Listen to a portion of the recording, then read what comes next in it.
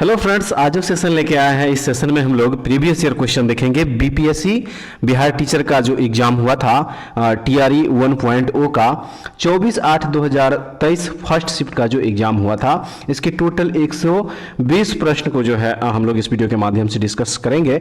तो चलिए फ्रेंड्स, शुरू करते हैं आज का सेशन। लेकिन उससे पहले अगर आप लोग हमारे चैनल पर नए होंगे तो प्लीज़ इस चैनल को सब्सक्राइब कर लीजिएगा और बगल में जो घंटी का निशान होता है उसको प्रेस करना बिल्कुल मत भूलिएगा, ताकि जब भी वीडियो अपलोड करेंगे तो उसका नोटिफिकेशन आप लोगों के पास जल्द से जल्द पहुंचेगा।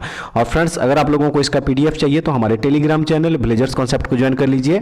वहां से इसका क्वेश्चन आप लोगों को मिल जाएगा रिवीजन करने के लिए। इसका लिंक जो है इस वीडियो के डिस्क्रिप्शन में दिया गया है टेलीग्राम का। इसके अलावा आप लोग हमारे व्हाट्सएप चैनल से भी जुड़ सकते हैं, उसका भी लिंक इस वीडियो के डिस्क्रिप्शन में दिया गया है।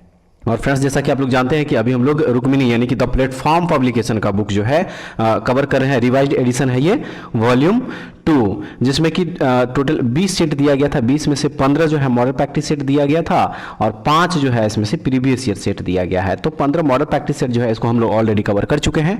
अगर आप लोग उस वीडियो को नहीं देखें तो इस वीडियो के डिस्क्रिप्शन उस सारे वीडियो का लिंक यहाँ पे दिया गया, आप लोग यहाँ से देख लीजिए, या फिर हमारे चैनल के प्लेलिस्ट में जाके आप लोग उस वीडियो को देख सकते हैं। अलग से प्लेलिस्ट बना दिया गया है। ठीक है, तो चलिए शुरू करते हैं आज का सेशन और देखते हैं 24/8/2023 फर्स्ट शिफ्ट के क्वेश्चन को। तो देखिए, क्वेश्चन नंबर जो फर्स्ट दिया गया है इसमें क्वेश्चन नंबर फर्स्ट कह रहा है इसमें कि 1938 में किसकी अध्यक्षता में राष्ट्रीय योजना समिति की स्थापना की गई थी। किसकी अध्यक्षता में राष्ट्रीय योजना समिति की स्थापना की गई थी? सही आंसर इसका हो जाएगा, देखिए, जवाहरलाल नेहरू की अध्यक्षता, ऑप्शन नंबर बी हो जाएगा। ठीक है, देखिए फ्रेंड्स, राष्ट्रीय योजना समिति का गठन जो है सुभाष चंद्र बोस के द्वारा 1938 ईस्वी में भारतीय राष्ट्रीय कांग्रेस के हरिपुरा अधिवेशन की अध्यक्षता के बाद देश की आर्थिक समस्याओं से संबंधित सभी पहलुओं का अध्ययन करने हेतु किया था और इस समिति के अध्यक्ष जो है वह जवाहरलाल नेहरू को बनाया गया था। तो इसलिए ऑप्शन नंबर जो बी दिया गया इस क्वेश्चन का बिल्कुल सही आंसर हो जाएगा। नेक्स्ट क्वेश्चन है, Mahatma Gandhi and Bihar some reminiscences पुस्तक के लेखक कौन है? तो इस पुस्तक के लेखक हैं doctor Rajendra Prasad, option number A हो जाएगा इसका बिल्कुल सही आंसर। उसके बाद अगला प्रश्न में कह रहा है कि किस आंदोलन के प्रभाव में आकर बिहार के लोगों ने चौकीदारी कर देने से इनकार कर दिया था? किस आंदोलन के प्रभाव में आकर? तो सही आंसर है, देखिए, सविनय अवज्ञा आंदोलन के प्रभाव में आकर जो है बिहार के लोगों ने चौकीदारी कर देने से इनकार कर दिया था। तो ऑप्शन नंबर जो ए दिया है इस क्वेश्चन का है सही आंसर। नेक्स्ट क्वेश्चन दिया गया है इसमें कि वह महिला स्वतंत्रता सेनानी कौन थी जो स्वतंत्रता आंदोलन की वयोवृद्ध महिला के रूप में विख्यात थी, माफ कीजिएगा। वह महिला स्वतंत्रता सेनानी कौन थी?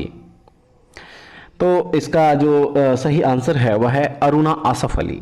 अरुणा आसफ अली जो है यह वयोवृद्ध महिला के रूप में विख्यात थी। ऑप्शन नंबर सी इस क्वेश्चन का बिल्कुल सही आंसर हो जाएगा। फ्रेंड्स, नेक्स्ट क्वेश्चन दिया गया है, किस स्थान पर बाल गंगाधर तिलक ने होम रूल लीग की स्थापना 1916 ईस्वी में की थी? किस स्थान पर जो है इनके द्वारा होम रूल लीग की स्थापना 1916 ईस्वी में किया गया था? तो सही है इसका, देखिए, पूना में जो है इनके द्वारा 1916 ईस्वी में होम रूल लीग की स्थापना करी गई थी। ऑप्शन नंबर सी जो है इस क्वेश्चन का है सही आंसर। और अगला प्रश्न है कि हुंकार हिंदी साप्ताहिक पत्रिका के प्रकाशन से कौन संबंधित थे? हुंकार हिंदी साप्ताहिक पत्रिका के प्रकाशन से कौन संबंधित थे? तो सही आंसर इसका हो जाएगा, देखिए, उपयुक्त में से एक से अधिक जो है यहाँ पे सही आंसर हो जाएगा। ठीक है, एक से अधिक। राहुल सांकृत्यायन जो है ये भी थे, इसके अलावा यमुना कारजी जो है ये भी थे, और सहजानंद सरस्वती। तो इसलिए उपयुक्त में से एक से अधिक इस क्वेश्चन का हो जाएगा बिल्कुल सही आंसर। और उसके बाद नेक्स्ट क्वेश्चन कह रहा है कि किस अंग्रेज सैन्य अधिकारी ने झांसी की रानी को यह कहते हुए श्रद्धांजलि दी थी कि यहाँ वह औरत सोई हुई है जो विद्रोहियों में एकमात्र मर्द थी? तो देखिए, इसका राइट आंसर जो है वो हो जाएगा ह्यूज रोज। किसने कहा था? ये ह्यूज रोज ने कहा था। 18 जून 1858 ईस्वी को रानी लक्ष्मीबाई जो है अंग्रेज जनरल ह्यू रोज से लड़ते हुए वीर गति प्राप्त हुई थी। ऑप्शन नंबर सी इस क्वेश्चन का है राइट आंसर। और उसके बाद अगला प्रश्न है, जवाहरलाल नेहरू की अस्थायी सरकार में श्रम मंत्री कौन थे? जवाहरलाल नेहरू की अस्थायी सरकार में श्रम मंत्री कौन थे? तो उस समय श्रम मंत्री थे Jagjivan Ram. Option number B जो है इसका देखिए सही है। नेक्स्ट क्वेश्चन में कह रहा है कि 1918 के किस महीने में चंपारण कृषि कानून यूरोपीय नील बागान के स्वामी के विरुद्ध पारित हुआ था? किस महीने में पारित हुआ था? तो ये जो है देखिए इसका उपर्युक्त में से कोई नहीं इसका सही आंसर हो जाएगा। ठीक है, उपर्युक्त में से कोई नहीं जो है इसका सही आंसर हो जाएगा। फ्रेंड्स याद रखिएगा 1918 में चंपारण कृषि कानून यूरोपीय नील बागान के स्वामी के विरुद्ध उपर्युक्त में से किसी तिथि को नहीं पारित हुआ था। 1 मई 1918 में चंपारण कृषि कानून पर गवर्नर ने हस्ताक्षर किया था और इस प्रकार तिनकठिया पद्धति समाप्त हो गया था। तो ऑप्शन नंबर जो ई दिया गया इसका बिल्कुल सही आंसर हो जाएगा। और उसके बाद चलिए अब अगला प्रश्न जो है इस प्रश्न को देख लीजिए। प्रश्न नंबर 10 में कह रहा है कि निम्नलिखित कथनों में से कौन सा सही है? निम्नलिखित कथनों में से कौन सा सही है? तो इसका सही कथन है कि सुभाष चंद्र बोस ने द इंडियन स्ट्रगल का लेखन किया था। ऑप्शन नंबर बी हो जाएगा बिल्कुल सही। अगला प्रश्न जो दिया गया है कह रहा है कि बिहार की किस जनजाति ने कांग्रेस के गया अधिवेशन में भाग लिया था? बिहार की किस जनजाति ने कांग्रेस के गया अधिवेशन में भाग लिया था? तो वह जनजाति था उरांव जनजाति। ठीक है, 1922 ईस्वी में बिहार के गया में कांग्रेस का अधिवेशन CR दास की अध्यक्षता में हुआ था जिसमें उरांव जनजाति ने भाग लिया था। तो ऑप्शन नंबर सी इस क्वेश्चन का है सही आंसर। नेक्स्ट है निम्नलिखित युग्मों में से कौन सा सही सुमेलित नहीं है? निम्नलिखित युग्म में से कौन सा सही सुमेलित नहीं है? तो देखिए उपर्युक्त में से एक से अधिक जो है इसका सही आंसर हो जाएगा। ठीक है, यहाँ पे इंडियन स्पेक्टेटर नामक साप्ताहिक पत्रिका के लेखक बहराम जी मलाबारी थे। कौन थे? बहराम जी मलाबारी, बहराम जी मलाबारी। ठीक है, तो देखिए ये जो यहाँ पे दिया गया है ये भी यहाँ पे क्या है सही सुमेलित नहीं है। इसके अलावा एडवोकेट ऑफ इंडिया पुस्तक DD बसु द्वारा लिखा गया था। Advocate of India DD Basu के द्वारा देखिए वो ये भी सही नहीं है। तो इसलिए उपर्युक्त में से इस क्वेश्चन का राइट आंसर जो है ऑप्शन नंबर क्या हो जाएगा? डी जो है बिल्कुल सही हो जाएगा। अब चलिए अगला डी बिल्कुल सही हो जाए। ठीक है फ्रेंड्स, उसके बाद जो नेक्स्ट क्वेश्चन दिया गया इसमें कह रहा है कि निम्नलिखित आंदोलनों में से किसका सरदार वल्लभ भाई पटेल द्वारा नेतृत्व किया गया और वह सफल रहा था? किसका नेतृत्व जो है सरदार वल्लभ भाई पटेल के द्वारा किया गया था? तो सही आंसर इसका हो जाएगा देखिए बारदोली सत्याग्रह जो हुआ था गुजरात में, इसी का नेतृत्व इनके द्वारा किया गया था। ऑप्शन नंबर बी बिल्कुल सही आंसर हो जाएगा। अगला प्रश्न है भारत और 1929 में प्रारंभ हुई महामंदी के संदर्भ में निम्नलिखित में से कौन सा कथन सही है? निम्नलिखित में से कौन सा कथन सही है? तो उपर्युक्त में से एक से अधिक जो है देखिए इसका यहाँ पे क्या हो जाएगा राइट आंसर हो जाएगा। और उसके बाद जो अगला प्रश्न है इसमें सामाजिक तथा शैक्षणिक रूप से पिछड़े वर्गों के आरक्षण हेतु भारत सरकार के 13 अगस्त 1990 के आदेश की वैधता निम्नलिखित में से किस वर्ष निर्मित हुई थी? किस वर्ष हुई थी? तो ये हुआ था 1992 ईस्वी में। ऑप्शन नंबर जो ए दिया है बिल्कुल सही हो जाएगा। और चलिए अब अगला प्रश्न जो है इस प्रश्न को देखते चलिए। एंगस मेडिसन की पुस्तक the world economic historical statistics के अनुसार प्राचीन काल में भारत का विश्व GDP में कितने प्रतिशत का अंशदान था? कितने प्रतिशत का अंशदान था? तो सही है 32% का, जो कि ऑप्शन नंबर सी में इसका हो जाएगा बिल्कुल सही आंसर। और चलिए अब अगला प्रश्न जो है इस प्रश्न को देख लीजिए। कह रहा है कि सूची 1 को सूची 2 से सुमेलित कीजिए और सूचियों के नीचे दिए गए कुछ से सही उत्तर चुनिए। सूची 1 में जो है भारत में नारी कल्याण हेतु अधिनियमों के नाम दिया गया है और सूची 2 में अधिनियमों से संबंधित वर्ष दिया गया है। तो देखिए इसको जो मिलान करेंगे प्रश्न नंबर 17, देखिए फ्रेंड्स इसको जो मिलान करेंगे तो इसका जो सही मिलान हो जाएगा वो हो जाएगा ऑप्शन नंबर सी, यानी कि 1 का 2 हो जाएगा। 1 का 2 विशेष विवाह अधिनियम जो है इससे जो संबंधित वर्ष है वह है 1954। इसके अलावा बी का हो जाएगा 4, यानी कि दहेज निषेध अधिनियम जो है ये 1961 से संबंधित है। सी का जो है 1 हो जाएगा, यानी कि समान पारिश्रमिक अधिनियम जो है ये 1976। और नारी अशिष्ट प्रतिनिधित्व प्रतिषेध अधिनियम जो है ये 1996 ईस्वी में आया था। तो डी का 3 हो जाएगा। तो ऑप्शन नंबर सी जो है देखिए बिल्कुल सही आंसर हो जाएगा इस क्वेश्चन का राइट आंसर। और उसके बाद चलिए अब नेक्स्ट जो देख लीजिए, यहाँ पे 18 नंबर का क्वेश्चन दिया गया है। कह रहा है इसमें कि निम्नलिखित में से कौन सा बुनियादी मूल्य सभी नेताओं द्वारा भारत के संविधान पर विचार विमर्श हेतु संविधान निर्मात्री सभा के मिलने से बहुत पहले ही स्वीकार कर लिया गया था? तो राइट आंसर इसका देखिए उपर्युक्त में से 1 से अधिक हो जाएगा। ठीक है, उपर्युक्त में से 1 से अधिक इस क्वेश्चन का बिल्कुल सही आंसर है फ्रेंड्स। नेक्स्ट दिया गया है पुस्तक the beautiful tree indigenous Indian education in the 18th century किसने लिखी है? तो ये पुस्तक लिखा गया है धर्मपाल के द्वारा। ऑप्शन नंबर सी बिल्कुल सही हो जाएगा। भारतवर्ष के संविधान की प्रस्तावना में बंधुत्व निम्नलिखित में से मुख्यतः किसे आश्वासित करता है? किसे आश्वासित करता है? तो इसका उपयुक्त में से एक से अधिक जो है, देखिए यहाँ पे बिल्कुल सही आंसर हो जाएगा, एक से अधिक हो जाएगा। अब चलिए नेक्स्ट जो दिया गया है इस क्वेश्चन को उसको देख लीजिए। इनमें से किसने कहा भारतीय न्यायपालिका विलासी मुकदमेबाजी से ग्रसित है? इनमें से किसने कहा था? तो ये कहा था एन.वी. रमना ने। ऑप्शन नंबर जो बी दिया है बिल्कुल सही हो जाएगा। नेक्स्ट है सूची 1 को सूची 2 से सुमेलित कीजिए और सूचियों के नीचे दिए गए कुछ से सही उत्तर चुनिए। एक तरफ नारों के नाम, दूसरी तरफ संबंधित राजनीतिक दल या राजनेता दिया गया है। तो इसका जो मिलान करेंगे, देखिए इसका जो फ्रेंड्स मिलान करेंगे यहाँ पे सबसे पहले इसका ऑप्शन देख लीजिए। ऑप्शन जो दिया गया है इसमें सही आंसर जो इसका हो जाएगा वो ऑप्शन नंबर ए हो जाएगा। ठीक है, ऑप्शन नंबर ए जो है देखिए यहाँ पे बिल्कुल सही आंसर हो जाएगा। ए का 2 है, बी का 3 है। ए का 2 और बी का 3। ए का 2 हो जाएगा, बी का हो जाएगा यहाँ पे 3 और उसके बाद जो है सी का हो जाएगा, सी का जो है यहाँ पे 1 हो जाएगा। सी का क्या हो जाएगा? सी का यहाँ पे हो जाएगा 1। ए का 2 हो जाएगा, बी का 3, सी का 1 और डी का जो है 4 हो जाएगा। तो इसको आप लोग मिलान कर लीजिएगा और उसके बाद चलिए अब अगला प्रश्न जो है इस प्रश्न को देख लीजिए। प्रश्न नंबर जो 23 दिया गया है, इस प्रश्न में कह रहा है कि निम्नलिखित में से कौन सा रूसी क्रांति तथा यूएसएसआर के प्रभाव के तहत निर्मित हुआ था? तो राइट आंसर जो इसका है वो उपयुक्त में से एक से अधिक हो जाएगा। ठीक है, उपयुक्त में से एक से अधिक जो है इसका देखिए बिल्कुल सही आंसर होगा। और उसके बाद नेक्स्ट दिया गया है, किसने कहा अपनी राष्ट्रीय पहचान की उपेक्षा भारत की समस्याओं का मूलभूत कारण है? किसने कहा था अपनी राष्ट्रीय पहचान की उपेक्षा भारत की समस्याओं का मूलभूत कारण है? तो ये कहा था दीनदयाल उपाध्याय ने। ऑप्शन नंबर जो सी दिया है देखिए सही आंसर है। निम्नलिखित में से असहयोग आंदोलन में भाग लेने वाले खेतीहरों की प्रमुख मांग कौन सी थी?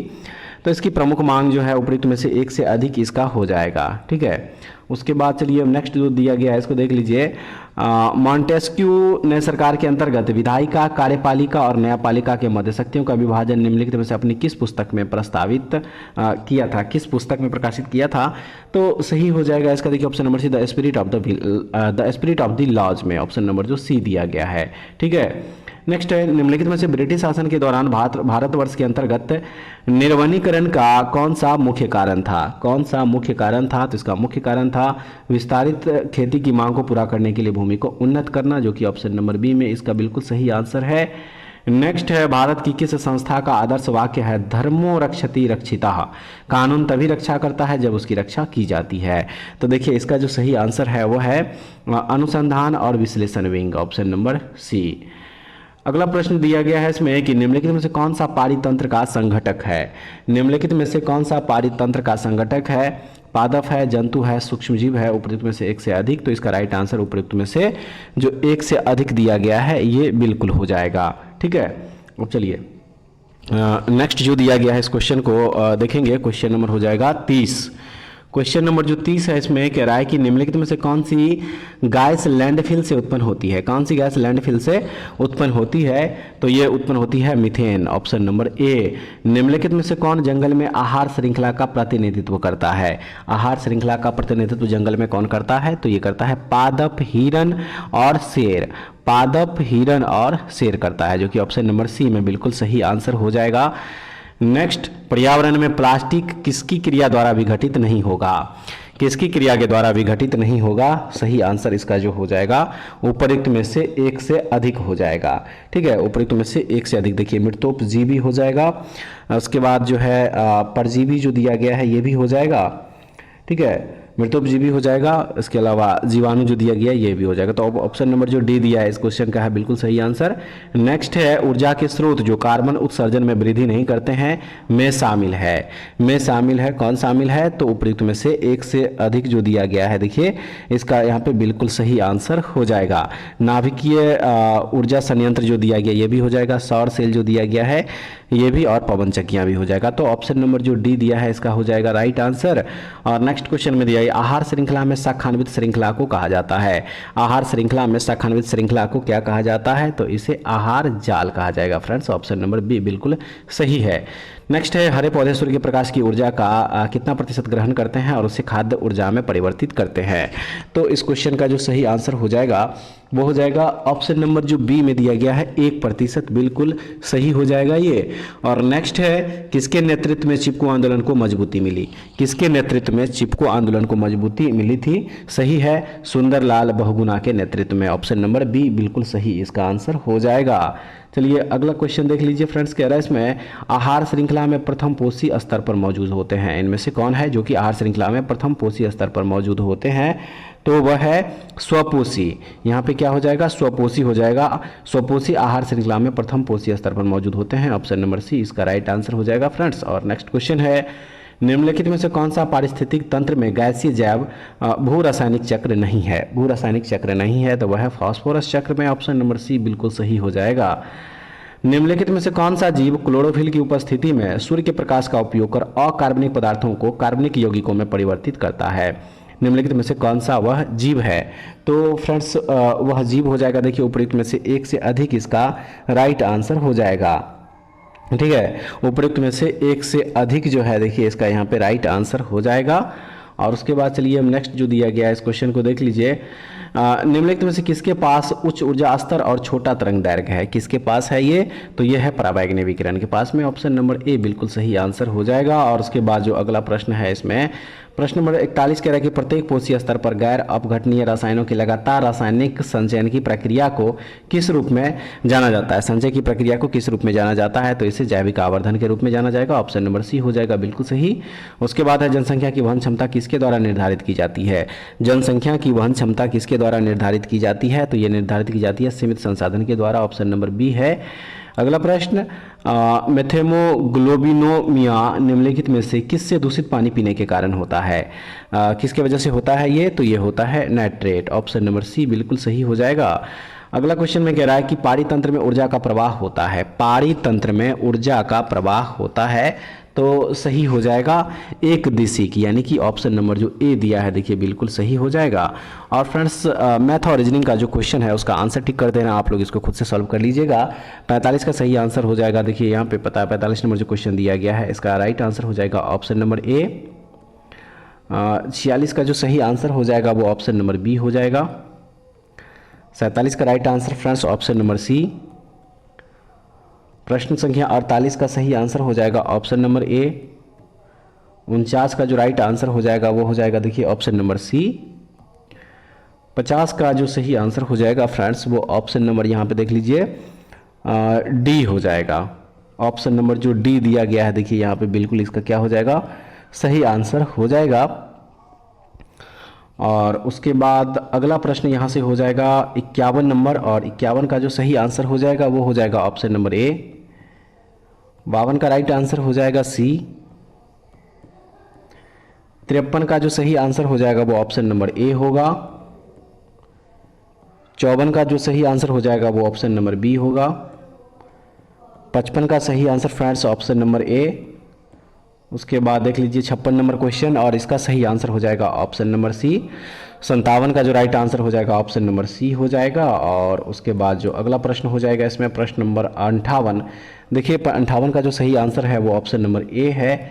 नेक्स्ट हो जाएगा 59, और 59 का जो सही आंसर हो जाएगा वो ऑप्शन नंबर ए है।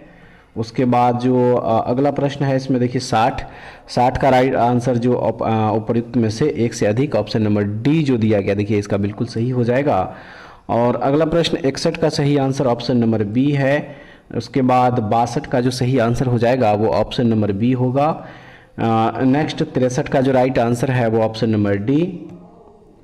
64 का सही आंसर फ्रेंड्स ऑप्शन नंबर ए है। इसके अलावा 65 का राइट आंसर जो हो जाएगा वो ऑप्शन नंबर ए। 66 का भी ऑप्शन नंबर ए ही हो जाएगा, माफ़ कीजिएगा 65 का ए। 66 का जो है ए नहीं, 66 का ऑप्शन नंबर देखिए सी हो जाएगा। ठीक है, और उसके बाद जो नेक्स्ट हो जाएगा इसमें 67 नंबर क्वेश्चन। 67 का जो राइट आंसर हो जाएगा वो ऑप्शन नंबर यहाँ पे बी हो जाएगा। ठीक है, 67 का ऑप्शन नंबर बी होगा। इसके अलावा 68 नंबर जो क्वेश्चन दिया है देखिए, और 68 का सही आंसर हो जाएगा ऑप्शन नंबर ई। उपयुक्त में से कोई नहीं, क्योंकि इसका जो राइट आंसर आएगा वो आएगा 13 और 7। ठीक है, 13 और 7 आएगा, याद रखिएगा। उसके बाद जो नेक्स्ट है 69 नंबर क्वेश्चन, इसका सही आंसर उपयुक्त में से एक से अधिक हो जाएगा। और 70 नंबर क्वेश्चन का सही आंसर हो जाएगा ऑप्शन नंबर ए। 71 का जो राइट आंसर हो जाएगा वो ऑप्शन नंबर बी होगा।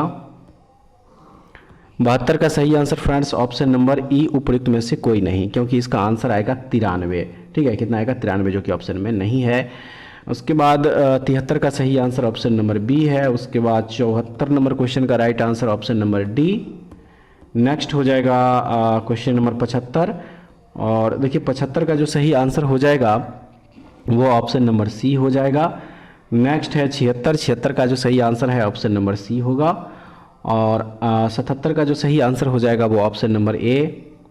देखिए इसमें इस क्वेश्चन में यहाँ पे 77 नंबर में कह रहा है माता पिता से संतति में लक्षणों के पहुंचने की प्रक्रिया को क्या कहते हैं, तो इसे कहा जाता है आनुवांशिकता। ऑप्शन नंबर जो ए है बिल्कुल सही होगा। और 78 में है ओम के नियम के सत्यापन के लिए ध्यान रखने वाली बात है। ध्यान रखने वाली बात क्या है, तो वह ए मीटर को श्रेणी क्रम में और वोल्ट मीटर को समानांतर क्रम में जोड़ा जाना चाहिए, जो कि ऑप्शन नंबर ए में बिल्कुल इसका सही आंसर हो जाएगा।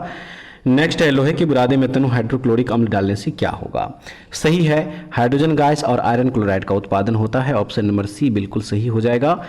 नेक्स्ट है बाढ़ को रोकने के लिए सबसे उत्तम विधि है। बाढ़ को रोकने के लिए सबसे उत्तम विधि क्या है, तो वह है वनारोपण, यानी कि ऑप्शन नंबर जो ए है बिल्कुल सही हो जाएगा। खाने के डिब्बों पर जिंक के बजाय टीन की परत चढ़ी होती है क्योंकि, तो इसका जो सही आंसर हो जाएगा वो हो जाएगा ऑप्शन नंबर बी। टीन की तुलना में जिंक अधिक प्रतिक्रियाशील है, तो ऑप्शन नंबर जो बी दिया गया है बिल्कुल सही हो जाएगा। अंडाशय द्वारा कौन सा कार्य किया जाता है। अंडाशय द्वारा कौन सा कार्य किया जाता है, राइट आंसर उपयुक्त में से एक से अधिक जो है, देखिए इसका बिल्कुल सही आंसर हो जाएगा। ठीक है, उसके बाद चलिए अब नेक्स्ट क्वेश्चन देख लीजिए। इमली में कौन सा अम्ल है। इमली में कौन सा अम्ल होता है, तो इसमें टार्टरिक अम्ल होता है फ्रेंड्स। ऑप्शन नंबर जो ए दिया है बिल्कुल सही हो जाएगा। और उसके बाद नेक्स्ट दिया गया है कि कोलिफॉर्म क्या होते हैं। कोलिफॉर्म क्या होते हैं, तो सही है प्राणियों के पाचन नाल में उपस्थित बैक्टीरिया, जो कि ऑप्शन नंबर सी इसका बिल्कुल सही आंसर हो जाएगा। अगला प्रश्न है विद्युत विभव को मापने के लिए किस उपकरण का उपयोग किया जाता है। किस उपकरण का, तो उस उपकरण का नाम जो है देखिए उपयुक्त में से एक से अधिक इसका सही आंसर हो जाएगा। मापने के लिए वोल्ट मीटर और पोटेंशियोमीटर का जो है इसमें उपयोग होता है, तो इसलिए उपयुक्त में से एक से अधिक इस क्वेश्चन का यहाँ पे राइट आंसर हो जाएगा। नेक्स्ट है चुंबकीय क्षेत्र है। चुंबकीय क्षेत्र है, तो चुंबकीय क्षेत्र जो है यह सदिश मात्रा हो जाएगा, ऑप्शन नंबर ए। और 87 नंबर क्वेश्चन है कि एक व्यक्ति पृथ्वी पर अधिक भार किस स्थिति में धकेल सकता है। किस स्थिति में, सही है खड़े होने की स्थिति में, ऑप्शन नंबर ए हो जाएगा बिल्कुल सही। नेक्स्ट है प्रिज्म से गुजरने पर सबसे अधिक अपरिवर्तित होने वाला रंगीन प्रकाश कौन सा है, तो वह रंगीन प्रकाश है बैगनी, ऑप्शन नंबर ए। नेक्स्ट है मिट्टी के तेल के बर्तन में बर्फ का एक टुकड़ा डाला जाता है। बर्फ के पिघलने पर मिट्टी के तेल की सतह क्या होगा, सही आंसर इसका हो जाएगा देखिए ये गिरेगी, यानी कि ऑप्शन नंबर जो ए दिया गया है यहाँ पे बिल्कुल सही हो जाएगा। अगले प्रश्न में है निम्नलिखित में से किसका पीएच 7 से अधिक है। किसका पीएच मान 7 से अधिक है, तो इसमें रक्त प्लाज्मा जो है इसका पीएच मान 7 से अधिक होगा। प्लाज्मा का जो पीएच मान होता है वो होता है 7.4, ऑप्शन नंबर ए बिल्कुल सही हो जाएगा। अगले प्रश्न में कह रहा है कि एक सामान्य नेत्र लेंस की नाभिक दूरी होती है लगभग कितनी, सही है 2 सेंटीमीटर, जो कि ऑप्शन नंबर बी में बिल्कुल सही आंसर हो जाएगा। अगला प्रश्न है शुष्क बुझे हुए चूने पर क्लोरीन गैस की क्रिया से कौन सा पदार्थ बनता है। कौन सा पदार्थ, वह है विरंजक चूर्ण, ऑप्शन नंबर ए हो जाएगा सही आंसर। नेक्स्ट निम्नलिखित में से कौन सा देश हाल ही में गठित I2U2 ग्रुपिंग का सदस्य है। निम्नलिखित में से वह कौन सा देश है, तो वह हो जाएगा देखिए उपयुक्त में से एक से अधिक इसका जो है हो जाएगा। इसमें भारत, इजराइल, अमेरिका और संयुक्त अरब अमीरात है। ठीक है, तो इसलिए उपयुक्त में से एक से अधिक इस क्वेश्चन का यहाँ पे राइट आंसर हो जाएगा। और उसके बाद नेक्स्ट क्वेश्चन जो दिया गया है इसमें कह रहा है 17 मार्च 2023 को अंतर्राष्ट्रीय आपराधिक न्यायालय ने किसके विरुद्ध गिरफ्तारी वारंट जारी किया है। किसके विरुद्ध, तो ये रूसी राष्ट्रपति व्लादिमीर पुतिन के खिलाफ जो है ये गिरफ्तारी वारंट जारी किया गया है, तो ऑप्शन नंबर सी इस क्वेश्चन का हो जाएगा बिल्कुल सही आंसर। तृतीय भारत प्रशांत द्वीपीय सहयोग मंच शिखर सम्मेलन आयोजित हुआ है कहाँ पे, ये कहाँ पे आयोजित हुआ है, तो इसका आयोजन हुआ है पापुआ न्यू गिनी में, ऑप्शन नंबर सी बिल्कुल सही हो जाएगा। अगला प्रश्न है रॉवन विल्सन किस शहर के पहले अश्वेत मुख्य न्यायाधीश नियुक्त किए गए हैं। किस शहर के? राइट आंसर इसका हो जाएगा देखिए ये न्यूयॉर्क के हुए हैं। ऑप्शन नंबर बी बिल्कुल सही हो जाएगा। अगला प्रश्न, निम्नलिखित में से किस देश की संसदीय समिति ने हाल ही में सिफारिश की है कि भारत को नेटो प्लस समूह का हिस्सा बनाया जाना चाहिए? किस देश की संसदीय समिति ने यह सिफारिश की है? तो ये यूएसए यानी कि अमेरिकी संसदीय समिति ने यह सिफारिश किया है। ऑप्शन नंबर ए हो जाएगा इसका राइट आंसर। अंतर्राष्ट्रीय बुकर पुरस्कार 2023 दिया गया है। अंतर्राष्ट्रीय बुकर पुरस्कार 2023 दिया गया है किसे? तो ये दिया गया है जॉर्जी गोस्पोडिनोव को। ऑप्शन नंबर जो सी दिया है इसका देखिए बिल्कुल सही आंसर है। ट्विटर के नए मुख्य कार्यकारी अधिकारी कौन है? ट्विटर के नए मुख्य कार्यकारी अधिकारी कौन? राइट आंसर इस क्वेश्चन का ऑप्शन ए लिंडा याकारिनो हो जाएगा। अगला प्रश्न देख लीजिए, कह रहा है इसमें कि भारत की 2011 की जनगणना के अनुसार बिहार की कुल महिला साक्षरता दर क्या थी? बिहार की कुल महिला साक्षरता दर भारत की जनगणना 2011 के अनुसार पूछ रहा है। सही आंसर है इसका उपर्युक्त में से कोई नहीं, क्योंकि 2011 की जनगणना के अनुसार बिहार की महिला साक्षरता की जो दर थी वह थी 51.5%, जो कि ऑप्शन में देख लीजिए कहीं पे भी नहीं दिया गया है, इसलिए उपर्युक्त में से कोई नहीं इस क्वेश्चन का यहाँ पे हो जाएगा बिल्कुल करेक्ट आंसर। और नेक्स्ट है सुभद्रा देवी, जिनको 2023 में पद्मश्री पुरस्कार से नवाजा गया है, जानी जाती है किस रूप में? किस रूप में जानी जाती है ये? तो ये पेपर मैसी कलाकार के रूप में जानी जाती है। ऑप्शन बी हो जाएगा इसका सही आंसर। भारत की संसद के नए भवन की प्रभारी वास्तुकार का नाम क्या है? तो इसका नाम है Padmashri Bimal Patel. Option number A हो जाएगा इसका बिल्कुल सही। और नेक्स्ट जो क्वेश्चन है इसमें, केवल संविधान सभा के सदस्यों के चुनाव में भाग लेने वाले भारत की वयस्क आबादी के मतदाताओं का प्रभावी प्रतिशत क्या था? तो इसका प्रतिशत था 10 से 15%। ऑप्शन नंबर सी हो जाएगा बिल्कुल सही। किस राज्य ने अप्रैल 2023 में ट्रांसजेंडर समुदाय को ओबीसी का दर्जा दिया है? किस राज्य ने? तो ये दिया है मध्य प्रदेश ने। ऑप्शन नंबर जो ए दिया है देखिए बिल्कुल सही हो जाएगा। मोहम्मद बिन तुगलक के शासनकाल में भारत आए प्रसिद्ध मुस्लिम खोजकर्ता इब्न बतूता किस देश के थे? ये किस देश के थे? तो ये थे मोरक्को के, जो कि ऑप्शन नंबर ए में बिल्कुल सही आंसर हो जाएगा। हाल ही में भारत का पहला केबल स्टे रेल पुल बनाया गया है, कहां पे? तो ये बनाया गया है जम्मू और कश्मीर। ऑप्शन नंबर बी इसका हो जाएगा सही। भारत का पहला अर्धचालक यानी कि सेमीकंडक्टर निर्माण हेतु प्लांट किस राज्य में स्थापित किया जाएगा? तो इसका प्लांट स्थापित किया जाएगा गुजरात राज्य। ऑप्शन नंबर सी है इसका बिल्कुल सही। 1917 में चंपारण सत्याग्रह के दौरान भारत में गांधी जी के जीवन पर पहले ज्ञात प्रयास के पीछे कौन थे? तो इसके पीछे थे इरविन। ऑप्शन नंबर जो बी दिया गया देखिए इसका बिल्कुल सही आंसर यहाँ पे हो जाएगा। और उसके बाद जो अगला प्रश्न हो जाएगा इसमें देखिए, कह रहा है कि निम्नलिखित में से कौन सा देश अमेजन नदी बेसिन का एक हिस्सा है? कौन सा वह देश है? तो वह है वेनेजुएला। ऑप्शन नंबर जो बी दिया है बिल्कुल सही हो जाएगा। अगला प्रश्न, निम्नलिखित में से कौन सा विकल्प पृथ्वी की सतह से शुरू होकर वायुमंडल की परतों का सही क्रम है? तो इसका जो सही क्रम हो जाएगा ऑप्शन नंबर सी, सबसे पहले क्षोभ मंडल है, उसके बाद समताप मंडल, फिर मध्यम मंडल, ताप मंडल और उसके बाद बहिर्मंडल। तो ऑप्शन नंबर जो सी दिया है देखिए बिल्कुल सही हो जाएगा। नेक्स्ट है स्थानांतरणशील कृषि के स्थानीय नाम और संबंधित देश का सही युग्म है। तो इसका जो है सही युग्म पूछ रहा है, सही युग्म इसका चीन बांग्लादेश। ऑप्शन माफ कीजिएगा, ये लदांग जो मलेशिया दिया गया है देखिए इस क्वेश्चन का यहाँ पे बिल्कुल सही आंसर हो जाएगा। और चलिए अब अगला प्रश्न जो है इस प्रश्न को देखते चले। 112 में कह रहा है कि यदि ग्रीनविच में दोपहर के 12 है तो ग्रीनविच के 30 डिग्री पूर्व में क्या समय होगा? तो उस समय वो समय हो जाएगा दोपहर के 2 बजे। 2 घंटा जो है क्या हो जाएगा आगे। ऑप्शन नंबर सी इस क्वेश्चन का है राइट आंसर। अगला प्रश्न है महासागरीय परपट्टी के मुख्य खनिज घटक क्या है? तो इसके जो मुख्य खनिज घटक है वह है सिलिका और मैग्नीशियम। ऑप्शन नंबर बी इस क्वेश्चन का है बिल्कुल सही आंसर। और नेक्स्ट क्वेश्चन में दिया गया निम्नलिखित में से कौन सा मल्चिंग शब्द की व्याख्या करता है? कौन सा मल्चिंग शब्द की व्याख्या करता है? तो वह है फसलों के बीच खाली जमीन को पुआल जैसे जैविक पदार्थ की परत से ढकना। ऑप्शन नंबर सी इस क्वेश्चन का बिल्कुल सही आंसर हो जाएगा। भारत के खनिज तेल उत्पादक क्षेत्र और इसकी अवस्थितियों का सही युग्म क्या है? अवस्थितियों का सही युग्म जो है इसमें पूछ रहा है कौन सा होगा? तो उपरोक्त में से एक से अधिक जो है इस क्वेश्चन का यहाँ पे बिल्कुल यहाँ पे देखिए सही आंसर हो जाएगा। अगला प्रश्न दिया गया फ्रेंड्स, कह रहा है कि छोटा नागपुर क्षेत्र के मुंडा और संथाल निम्नलिखित में से किस पेड़ की पूजा करते हैं? तो ये पूजा करते हैं कदम के पेड़ की। ऑप्शन नंबर बी बिल्कुल सही हो जाएगा। नेक्स्ट है निम्नलिखित में से किसकी खेती जायद के मौसम में की जाती है? किसकी खेती? राइट आंसर उपरोक्त में से एक से अधिक जो है देखिए यहाँ पे बिल्कुल सही आंसर हो जाएगा। ठीक है, खीरा, तरबूज, खरबूजा ये सब के सब। तो ऑप्शन नंबर जो डी दिया गया बिल्कुल सही आंसर होगा। नेक्स्ट है भूकंप के संबंध में निम्नलिखित में कौन सा कथन सत्य है? कौन सा कथन सत्य है? राइट आंसर उपयुक्त में से एक से अधिक जो है इसका देखिए बिल्कुल सही हो जाएगा। और 119 है, निम्नलिखित में कौन सा कथन उत्तरी अमेरिका महाद्वीप की लेक सुपीरियर के संबंध में सत्य है? राइट आंसर इसका ये कनाडा और यूएसए के मध्य भौगोलिक सीमा बनाती है, बिल्कुल सही हो जाएगा ऑप्शन नंबर ए। और आइए फ्रेंड्स, अब इस सेट का लास्ट क्वेश्चन जो दिया गया इसको देख लीजिए। आकार और माप में समानता के कारण किस ग्रह को पृथ्वी का जुड़वां ग्रह माना जाता है? तो ये माना जाता है शुक्र ग्रह को। ऑप्शन नंबर जो बी दिया है बिल्कुल सही आंसर हो जाएगा। तो फ्रेंड्स, उम्मीद करते हैं कि आज का जो सेशन लेके आए थे प्रीवियस ईयर सेट का बीपीएससी टीआरई एग्जाम 4.0 के लिए आप लोगों के लिए ये क्वेश्चन का सेट जो है काफ़ी महत्वपूर्ण होगा। और फ्रेंड्स, एक बार जरूर इस वीडियो को शुरू से लेकर अंत तक देखिएगा और उसके बाद कमेंट्स करके बताइएगा कि सेशन आप लोगों को कैसा लगा। पीडीएफ हमारे टेलीग्राम चैनल पे इसका अपलोड कर दिया जाएगा, तो वहाँ से जो है इसको डाउनलोड करके आप लोग रिवीजन कर लीजिएगा, ठीक है। ऐसे वीडियो के लिए हमारे चैनल से जुड़े रहिए। नेक्स्ट वीडियो द्वारा फिर से मिलते हैं, तब तक के लिए जय हिंद।